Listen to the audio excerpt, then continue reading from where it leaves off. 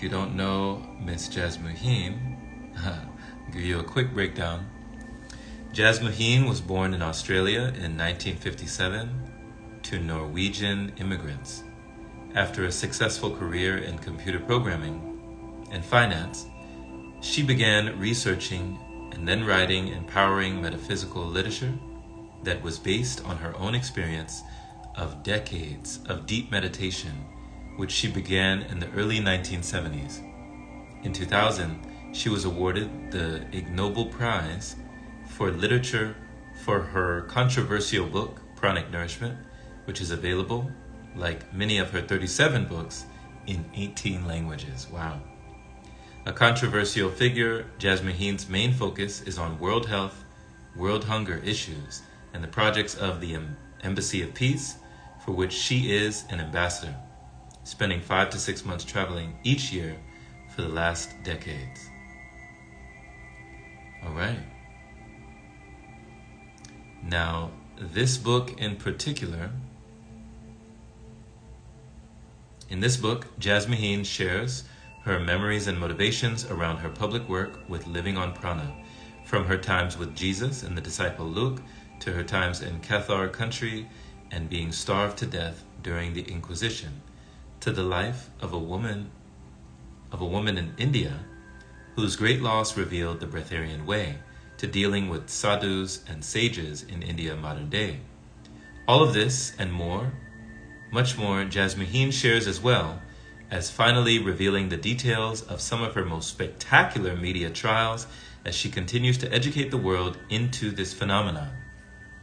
Jasmuheen writes, "Is it too much to believe that there is a wise and loving force behind creation, or that great love brought creation into being, that great love breeds us and gives us life, and that great love can heal and guide, as so many have attested?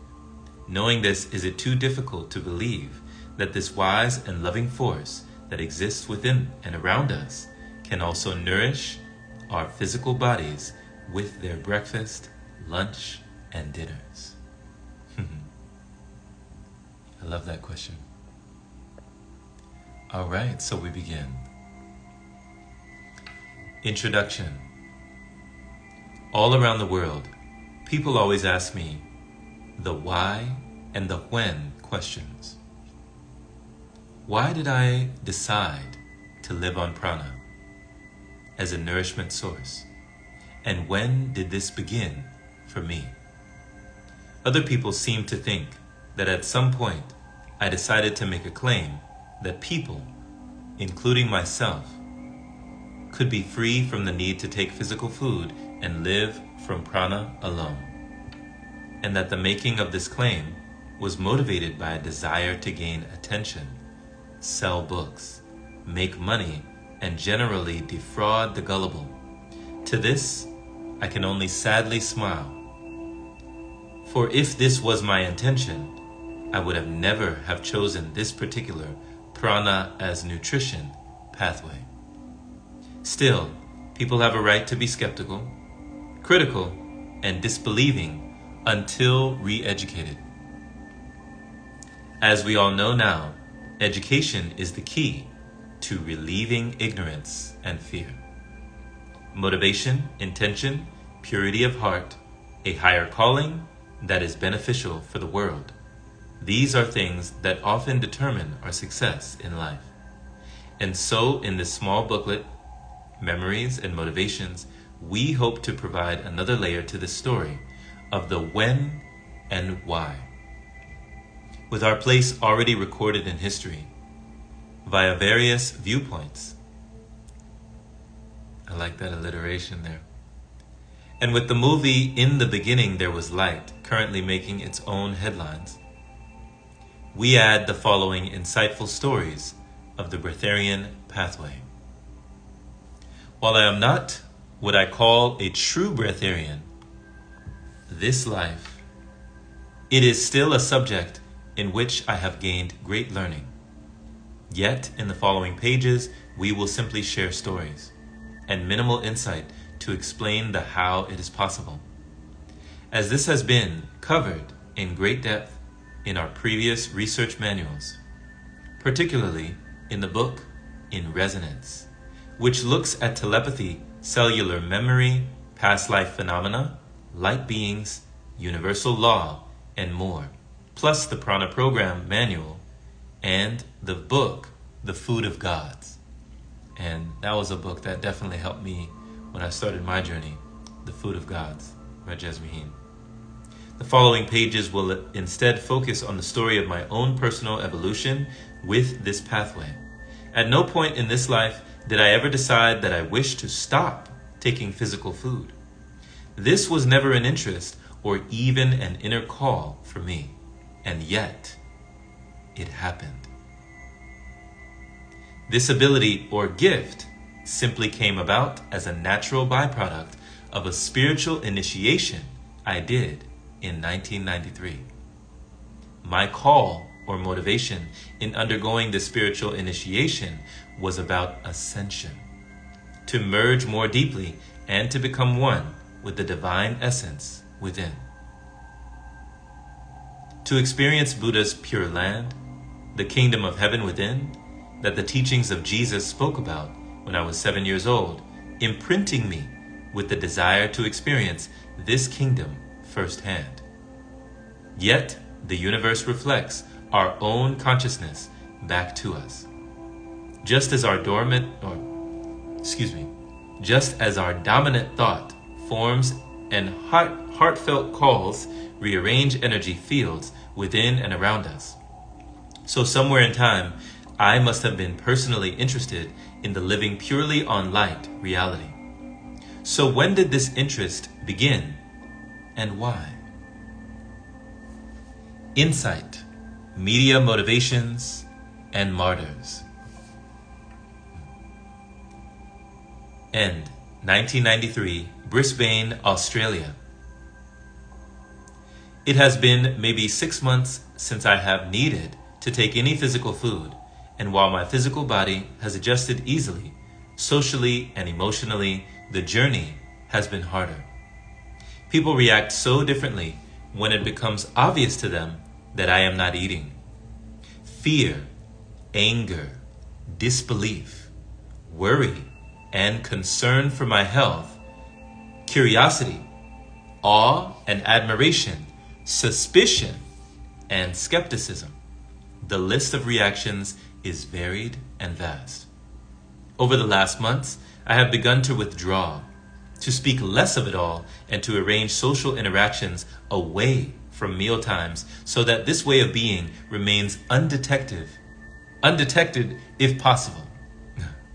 I find myself spending more and more time alone, meditating in my room, adjusting my energy fields, talking telepathically with the light beings who always seem to be beaming in, sending a clear ringing in my ear when they want me to be still and listen, to tune in to their channel.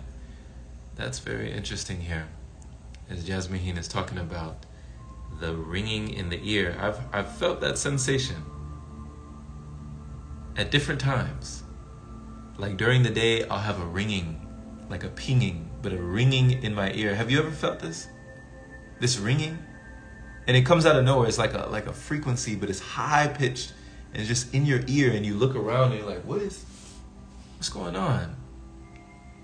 But here Jasmuheen is saying that this ringing is when the light beings are beaming in, and when they want her to be still and listen, to tune into their channel. Very interesting. All right, Jasmuheen, I'm gonna start tuning in.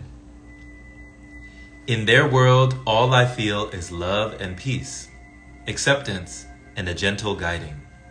An encouragement to have faith and stand tall, regardless of human reactions, and to rest regularly in the field of love within via meditation.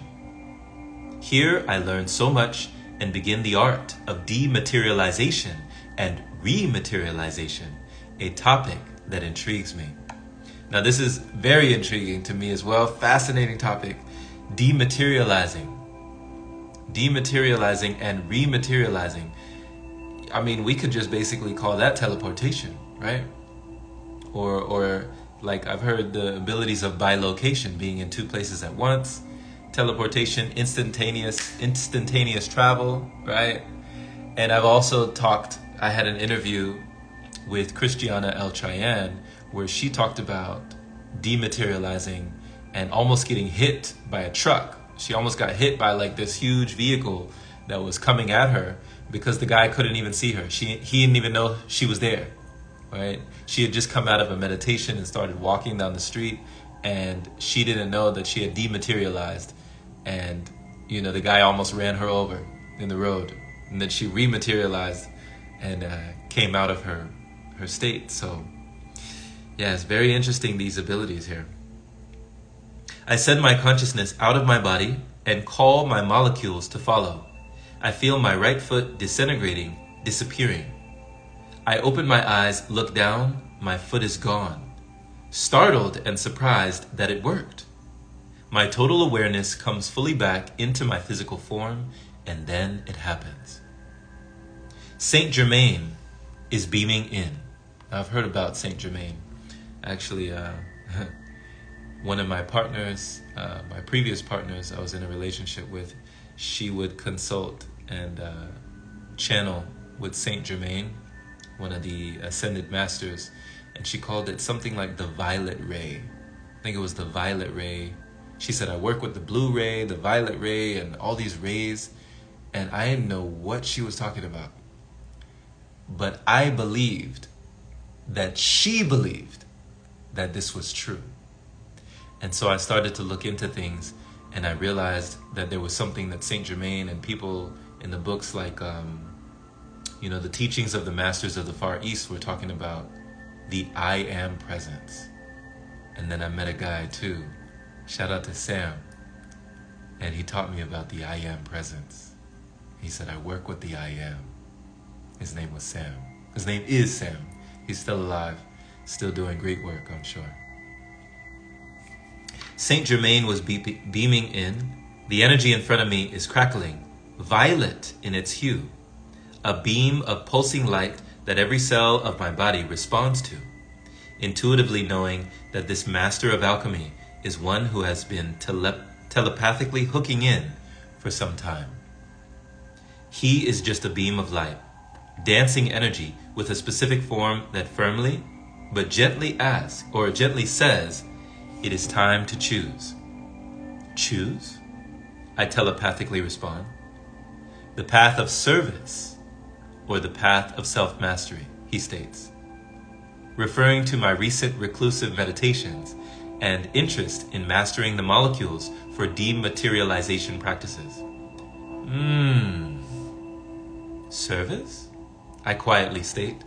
I sense him smiling at my presence as he adds, the path of service leads to self-mastery, and the path of self-mastery leads to service.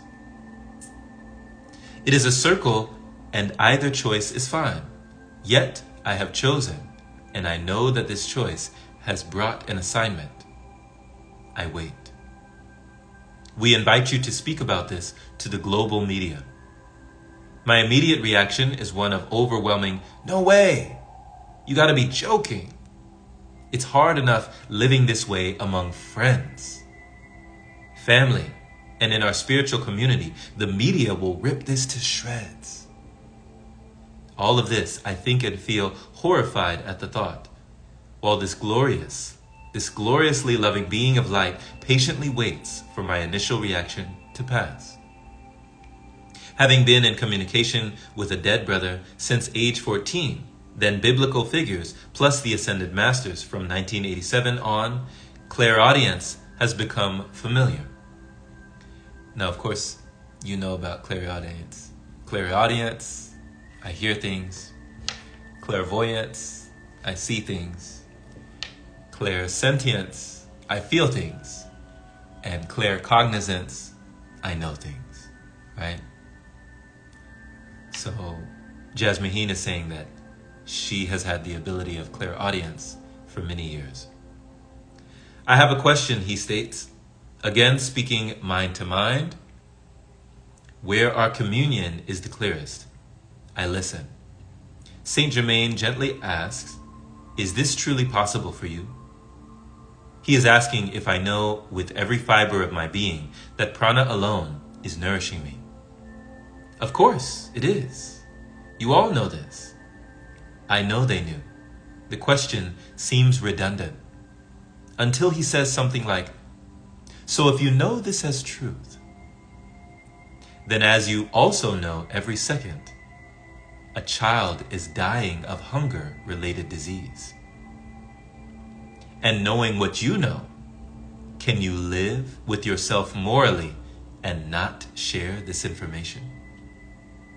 I feel as if I am in the middle of a rock in a hard place. The question is loaded, a trap from which I cannot escape, and so another choice is made. I have no idea what awaits me, and yet I know it will be a challenge.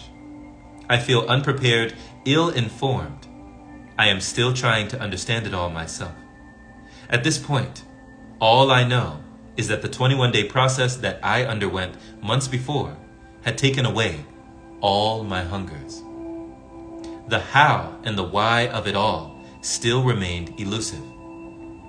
No more was said that day, and while I still felt dread as to what may come from this commitment, having witnessed how easily that some media could turn truths into lies and misinformation, I also was left feeling somewhat divinely protected and blessed. Somehow, I just knew that I was not alone, and that I was also extremely well loved and supported. And yet there would be times to come in the following years where I would come to feel completely incapable of fulfilling this commitment. Yet somehow the strength and courage would come, along with the light of understanding. Memory, the time of the Christ, 1993.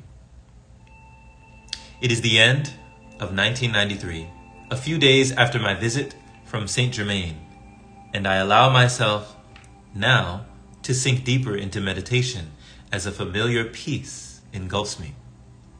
I am also full of gratitude that I have more time these days for such silent contemplations. My children are happy in their final years of school.